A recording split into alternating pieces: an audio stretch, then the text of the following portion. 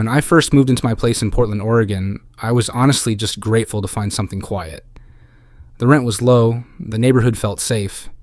The building was old, yeah, but charming. I lived in Unit 5A, 5th floor. Above me was 6B. The landlord told me it had been vacant for about a month. That actually felt like a bonus. No footsteps, no upstairs neighbors. Or so I thought. A couple weeks in, I started waking up in the middle of the night. No sound, no nightmare, just awake. Every time it was around 2:45. I'd lie there, heart a little too fast, eyes wide open, feeling like I wasn't alone. The first few times, I convinced myself it was stress. But one night, I heard it from the ceiling. A slow, deliberate dragging sound. I froze. I remember holding my breath, straining to hear more. It stopped as suddenly as it started. I wanted to dismiss it. Really, I did. Told myself it was the building settling. Maybe water in the pipes, but I couldn't ignore the pattern. Night after night, always between 2:40 and 2:50 a.m., the same noise. A scrape, then a faint bump, like someone shifting their weight. It made no sense. That apartment above me, still listed as vacant. I brought it up to the building manager. She smiled politely and said she had the only key to 6B. No one's been in or out. I asked if she'd mind unlocking it, just so I could get some peace of mind. She agreed. We went upstairs together and she opened the door. It was empty. Not just unfurnished, untouched. Floors clean, windows locked. But something felt wrong. I couldn't put my finger on it, but I didn't want to step inside. That night, I left my phone recording while I slept. I didn't want to overreact, but I needed to know.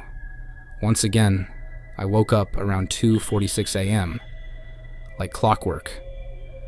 The moment I opened my eyes, I felt it. Pressure in the room, like the air was thicker, and the sound was back, dragging.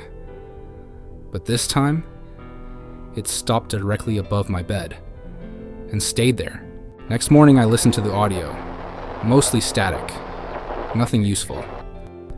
But at the end, just before it cut off, I heard something I still can't explain.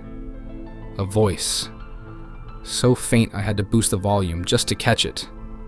But it said, "Why did you open the door?" That was the first time I felt real fear.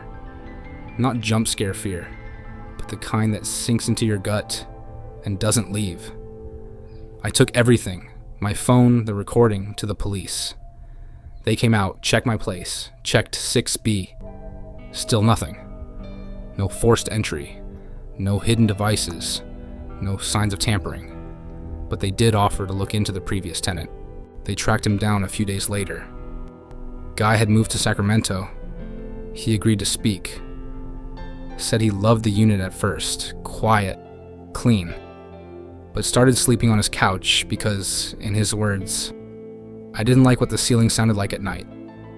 He never heard voices, but he'd wake up to drawers half opened. And he was always cold, no matter the thermostat. It didn't help. If anything, it made it worse. This wasn't just me. Someone else had felt it too. The police said there was no evidence of anything unusual, no reason to investigate further. But as one officer left, he paused and told me quietly, "You're not the first to mention that floor." After that, the noise stopped. No more dragging. No voice. Just silence. But not the comforting kind. The kind that makes you listen harder. I started keeping the TV on while I slept. Stopped looking at the ceiling.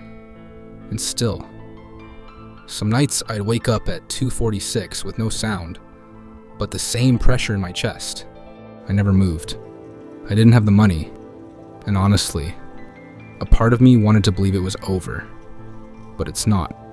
Because even now, I still avoid walking directly underneath where that noise used to come from. I never rearranged my bed. I never stepped into 6B again. And when I see someone new move in up there, I don't say anything. I haven't heard a sound in months. But the silence, it's heavy.